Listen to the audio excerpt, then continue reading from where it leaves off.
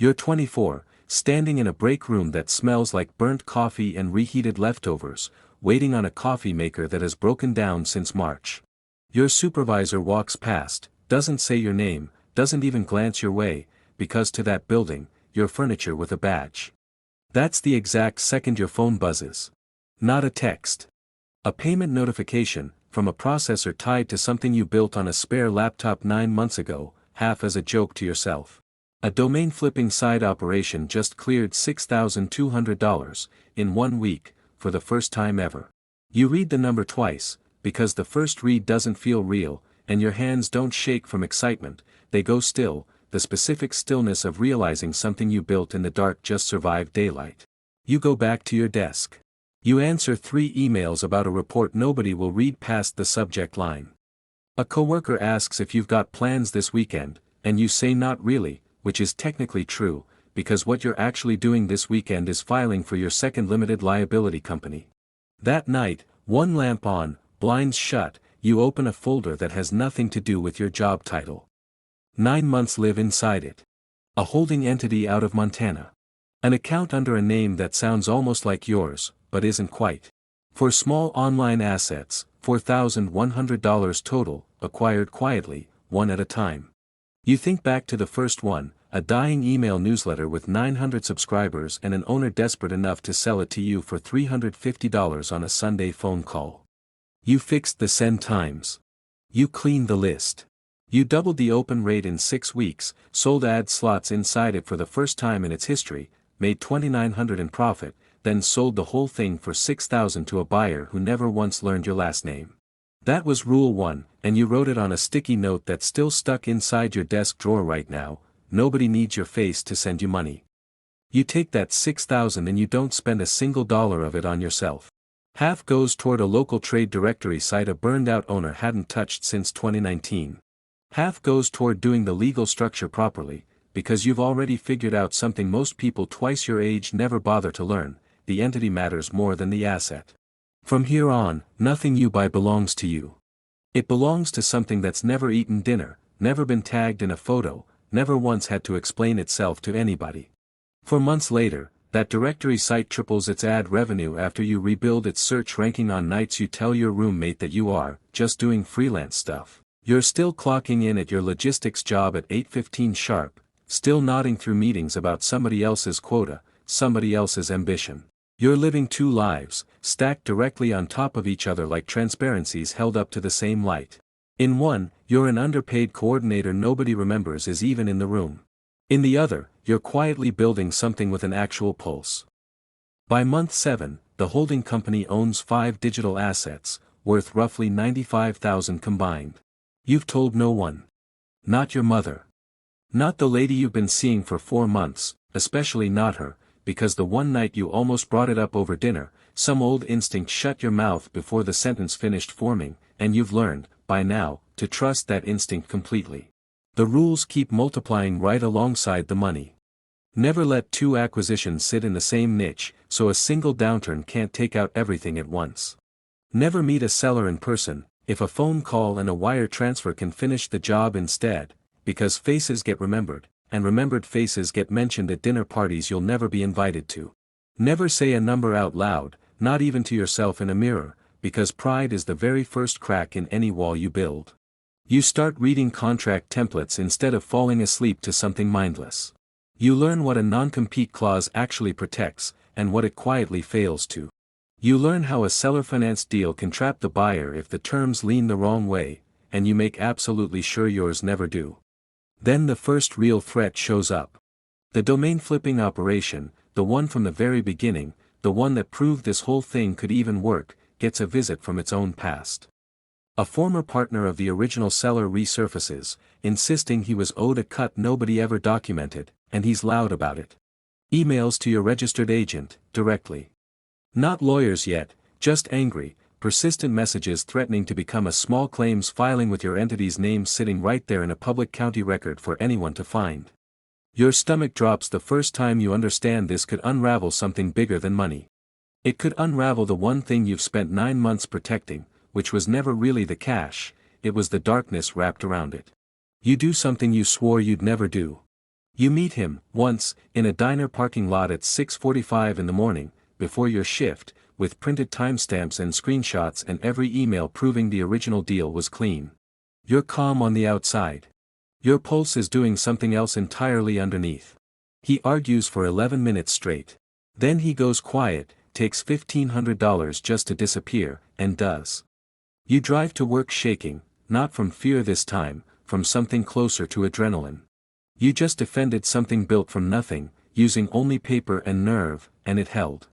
By month 10, the holding company crosses $310,000 in combined value. You still live in the same apartment with the water stain on the bathroom ceiling.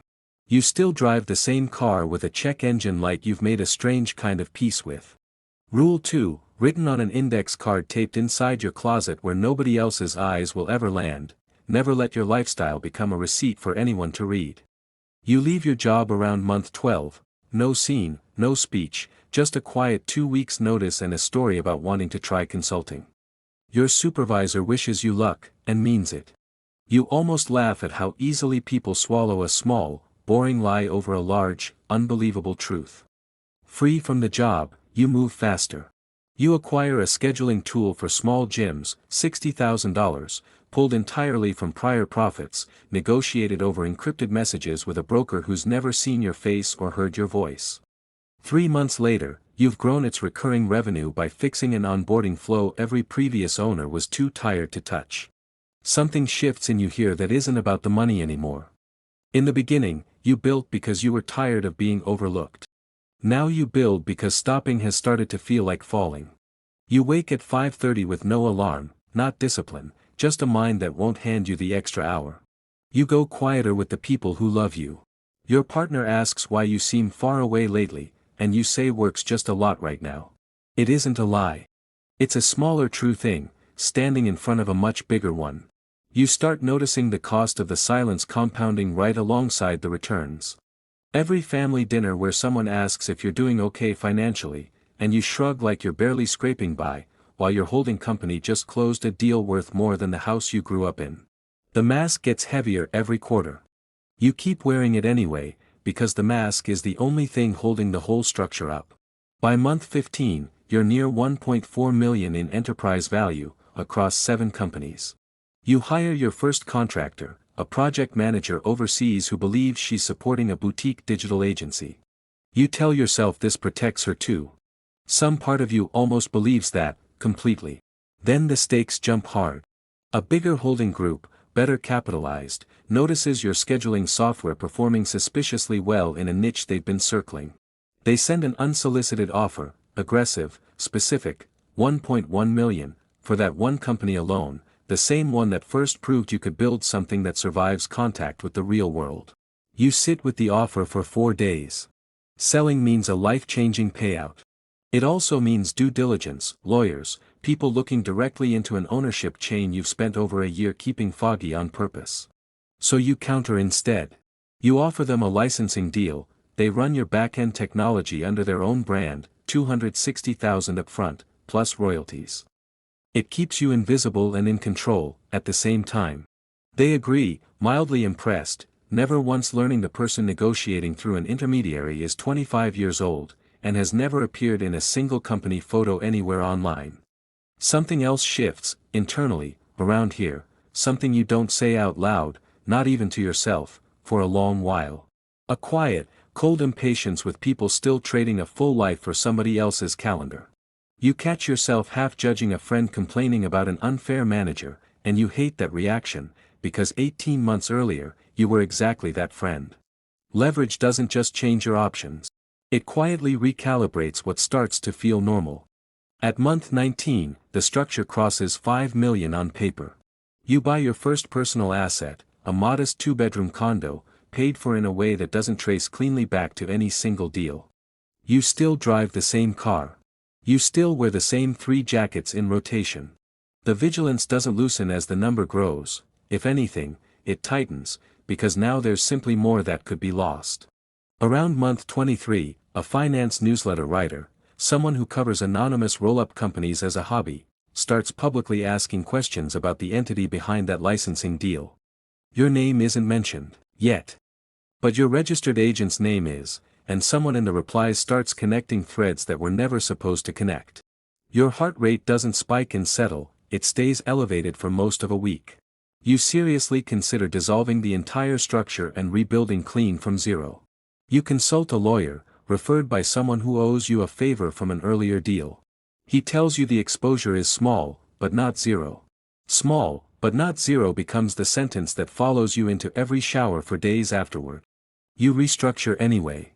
$45,000 in legal fees, a cleaner layer built between yourself and every asset, an umbrella entity registered somewhere the newsletter writer would never think to look, managed by an agent who has never met you, and never will.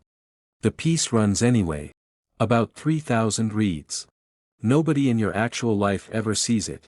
You exhale properly, for the first time in 9 days. By month 30, you sit at just under $190 million in total enterprise value, across 14 businesses, software tools, niche newsletters, a small chain of laundromats bought almost as an experiment in cash flow rather than growth. You've met maybe 4 of your business partners face to face in this entire run. Your name appears on 0 public documents a casual search would ever surface. Your family still believes you do consulting from home. You start to understand something uncomfortable, in the quiet hours between deals. The $350 newsletter was never really the beginning. The real beginning was the moment you decided being unseen was worth more than being recognized, that being underestimated could cut sharper than any resume ever could, that the world quietly moves money toward the people it never sees coming. By month 34, an offer lands for the entire structure, not one company this time, the whole architecture, $214 million, across cash and earn-outs, from a private equity group that spent nearly 5 months trying to figure out who actually sits at the center of everything they're buying. Your lawyer takes every call. Your name touches none of it. You sit in the same apartment you almost left 2 years earlier, staring at a number that used to feel like fiction, and you don't feel triumph. You feel something closer to grief, for every dinner spent pretending to be smaller than you were, for every relationship that quietly went hungry on secrecy while the empire was the only thing ever being fed. You sign anyway. Somewhere out there, money moves that will never trace back to your name, in any headline, any interview, any record anyone would stumble across by accident. You built something worth more than most people will earn across 2 lifetimes combined, and to everyone who's ever known you, you're still just the quiet one who's decent with computers.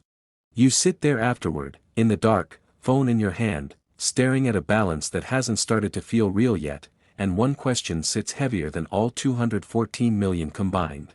If you can build something the entire world never saw coming, is the invisibility the actual fortune, or is it simply the quietest, most expensive price you'll ever pay for it?